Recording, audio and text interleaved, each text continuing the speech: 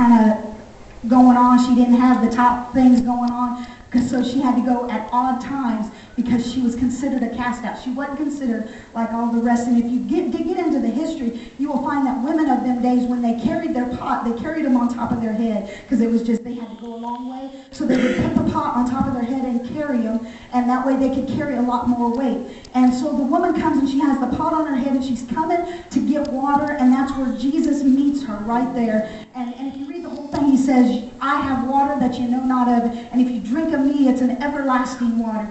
And then it goes in to say, she begins to ask questions about, well, do we worship here or do we worship on the mountain? Do we worship in the temple? And Jesus begins to speak to her about worshiping from spirit and in truth. And put up John chapter 4, verse 23. Let me show you this.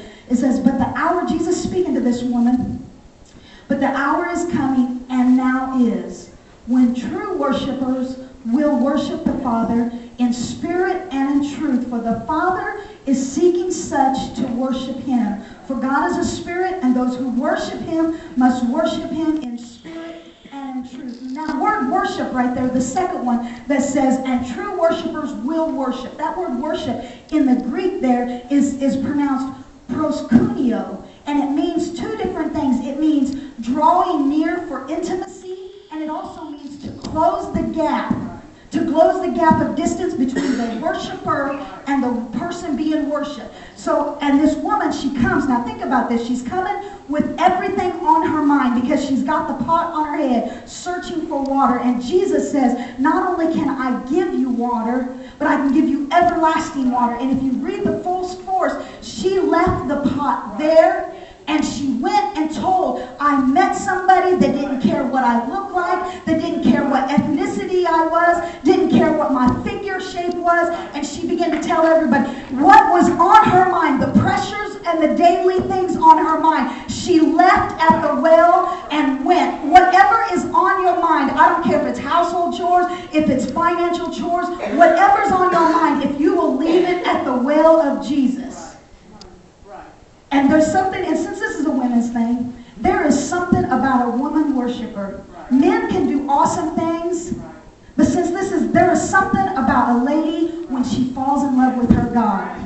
There really is an intimacy there that you can't compare that to anybody else. Because if you read the Bible, there are so many women that did awesome things, and it all started out of their worship. Some women, they got down on their face and they worshiped with such an intensity that there was not even words there. There was just groanings and moanings because they just wanted to have an intimacy with God. What they did was they closed the gap between who they were and their God. And if you read on, she changed her city because she closed the gap. She left what was all on her mind. She left it at the well. She drank from him. She closed the gap. And Jesus Christ changed her city, changed her family, changed her community, all because she left her stress, her worries, the hustle and bustle of Christmas, all the family situations. She left them. And she said, you got to meet this man that I drew close to. We're going to go into another song, and I want you to meditate on those words. Whatever is on your mind,